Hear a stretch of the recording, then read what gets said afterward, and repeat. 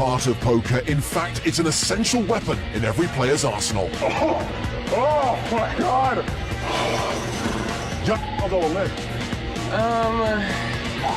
Here's the top 5 who've transformed the skill of bluffing into an art form. Is this real life?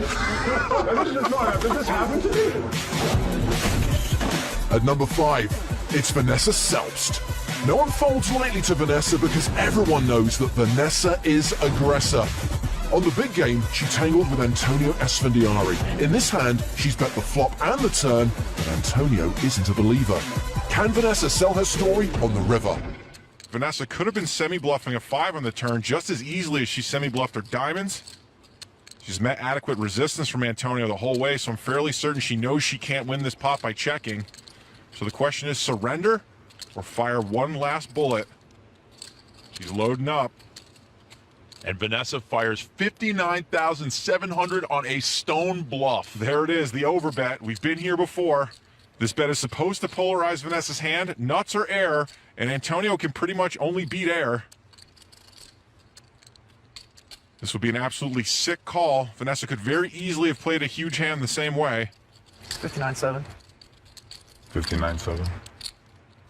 By overbetting, she's given him really tough odds to make the call, not even getting 2-1. Is a pair of 6s going to win enough to justify those odds? Not likely. Antonio with 119,000 behind. He's probably still thinking about that check raise on the turn. If she had a big hand, would she really have given him the chance to check behind? Finally, and people discount this more than they should, Vanessa has the stupidity factor in her favor. If Antonio calls and he's wrong, he feels stupid. I think Antonio turned her straight with like a 5-7 suited. Yeah. And, What is she? and then I think she has a flush. I think she has it. Worst read ever. Well, that's what Prahlad the Couch Cannon thinks, but it's Antonio's read that counts here. And Antonio fold. What is going on? Antonio folds. Little bit dirty on the pump fake by Antonio, but Vanessa, wow, what a sick bluff. Nice hand. Antonio may not have thought that one through, but at number 4, we find Johnny Lodden thinking long and hard about a very difficult decision at the final table of the EPT 11 Grand Final. Unless he snaps off a 5, he's going to have to check. Well, we went 4-way to the flop, heads up to the turn, which is a 4. That gives him extra outs. Now he can catch a deuce for a straight. The question is, he's got to say to himself, what is this guy calling with? Did he really just have A7 suited and not 3-bet? Well, now Mateos has to bet. By betting now Johnny's got to say, okay, if I call this one, I got to call for the rest on the river. So it's not just like, we'll see what he's got. Now Johnny's got to think about, well, the bet is only 650. There's 3 million in the pot. I have 6 outs. Sure, I'm not the favorite, but it's close. You know, he's not getting the right price, but it's not that far off. If Johnny's right that he's up against the bluff, his 5s are good. Great call. Great call from Johnny. He's getting slightly the worst price to draw, but he's also got the possibility of having the best hand. So the bet sizing for Mateos allowed him to play this hand. Okay, another ace on the river. That's a good card for Johnny Lodden. And it wouldn't seem like it, but it's one less ace that Mateos could have. Action's been checked to the Spaniard. This is a really exciting hand. This is going to get replayed over and over. Oh my goodness. He does it. He goes for it. Wow, this is gutsy. Johnny wants to play so bad. His read is right. The question is sometimes, you can tell, Johnny's first instinct, call. I got this guy beat. He's messing with me. A lot to learn about some high-level poker here where it's like you just go with your gut and you trust your read. And both these guys have virtually nothing but are playing a massive pot here. What he may end up doing is talking himself out of his read. Oh man, I hope Johnny makes this call. It'll be epic. One of the greatest, if he makes this call, one of the best reads we've ever seen at a final table. One of the greatest played hands we've ever seen. Instantly goes to on many lists as just one of the all-time one of the greatest calls. hands I've ever seen. If he makes the call, if he makes the fold, it still is a great hand, but it's so much more epic if Johnny makes this call. There goes the fold. And he shows the playing bluff. so good, wish he calls, he doesn't call, gets shown the bluff. Put in so much money in that hand with the right read and then changed his mind. Vaya con Dios. Back in the day, before Adrian Mateos was born, a 3-bet meant business. A 4-bet was always aces, and a 5-bet didn't exist.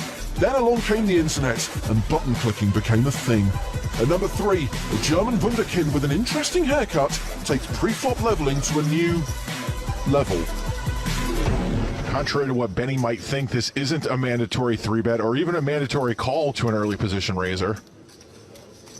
Did you really think he'd fold? Benny Spindler 3-bets. Story checks out. Now 20,000 to play, and hello, Paul Fulton is going to 4-bet with ace-6 off. Okay, so I know I would be an advocate of re-raising Benny Spindler if you have any sort of hand, but A, Benny's not the only player in the hand, B, cold 4-betting with ace-6 is not a winning play overall, and C, no. Just no. So action back on Benny with Bergstrom giving up his pair of 4s. Boy, Fulton doesn't look very comfortable, does he? Oh wait, that could just be because he's British. Now. Those are not calling chips. Benny Spindler is going to 5-bet to 90,000. I guess either King Jack is too weak to call with and Benny wants to turn it into a bluff, or we're just seeing a good old-fashioned stack swinging contest, which, by the way, doesn't necessarily equate to good poker, though it is awesome to watch. Fulton has an auto-marked. He does have the best hand. Gotta wonder if he knows it, though. Oh my word, it's a 6-bet! There is some serious button clicking going on here. I'm not even going to pretend like I know what these guys should or are going to do anymore. I'm out. All right, now I know a lot of you kids out there are spitting up your energy drinks and fist pumping in your hoodies like mad, but to me, this is more like a game of chicken than poker. Who will blink first?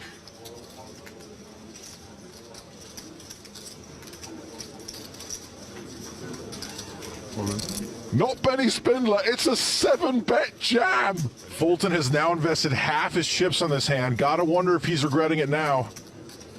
Oh my word, this is the sickest hand ever! Benny Spindler shows the King Jack at the end as he rakes in that pot. Benny Spindler went on to win the EPT8 London title. The year before that, Daniel Negreanu stunned the table with one of his favorite party tricks.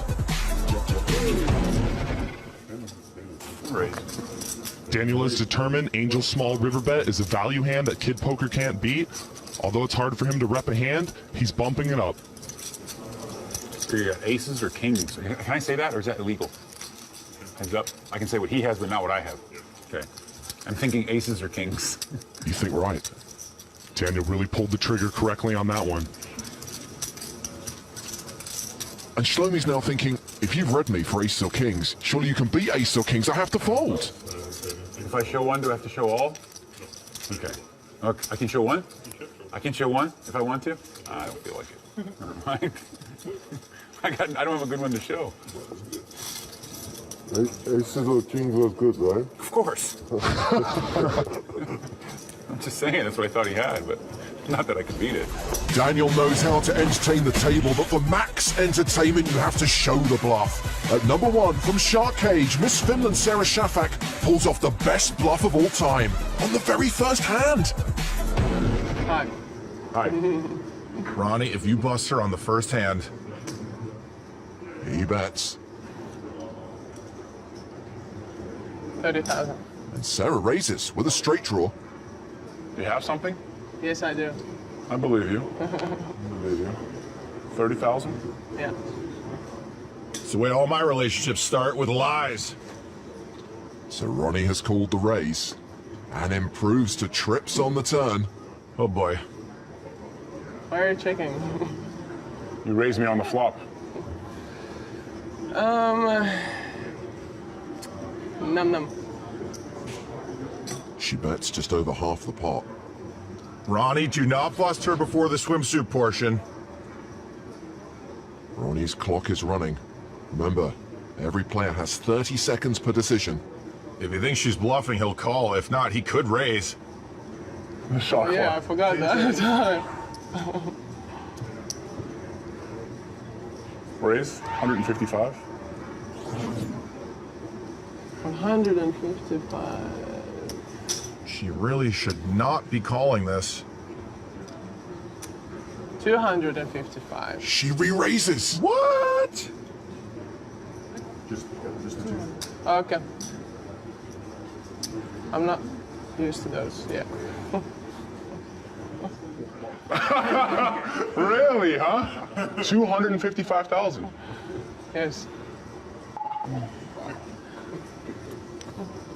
Ronnie calls, which means we're going to the river, and that means the cage is coming into play.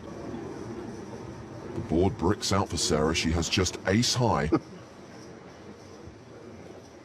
Check. She's bluffed every street so far, All in. and she shoves. Please slide which your part is. She slides out the bluff card. Oh my God! How is this happening? I thought it would be. I wanted to stay and play with you, Miss Finland. I understand. I know I am. 10 seconds, Ronnie. Wow, like that. He's playing a time bank chip. He gets an extra 30 seconds. There's a reason why it's the Finnish reputation, right? I have a 4. He shows her his hand. You know I have trips. I don't know if I can fold this hand. I don't know how you play. I've never played with you before. What is going on here? If I fold this hand and they see this fold and you have like king queen or something, it's gonna be the most embarrassing thing ever for me. You understand this, right? I don't have any time to think over this hand. I'm like nervous. I don't know what's going on. It's nice over there. 300, 500. Oh my God, that's 600. 5 seconds. And Ronnie's folded. Holy shnikes. Come on. It's a bluff. Show. She has ace high. Ronnie, you're going to the cage. Oh. He cannot believe I was it. really scared. Oh my God. Oh, what? Is this real life? Did this happen to me? I almost had a heart attack. Awesome. Wow, that Thank was you. fantastic. You got some balls, girl. I could have 2 million chips. Oh my God. Good laydown. Oh my God. Rumor has it Ronnie is still in that cage crying. So those are the PokerStars top 5 bluffs. Keep an eye out for more countdowns on pokerstars.tv. Holy.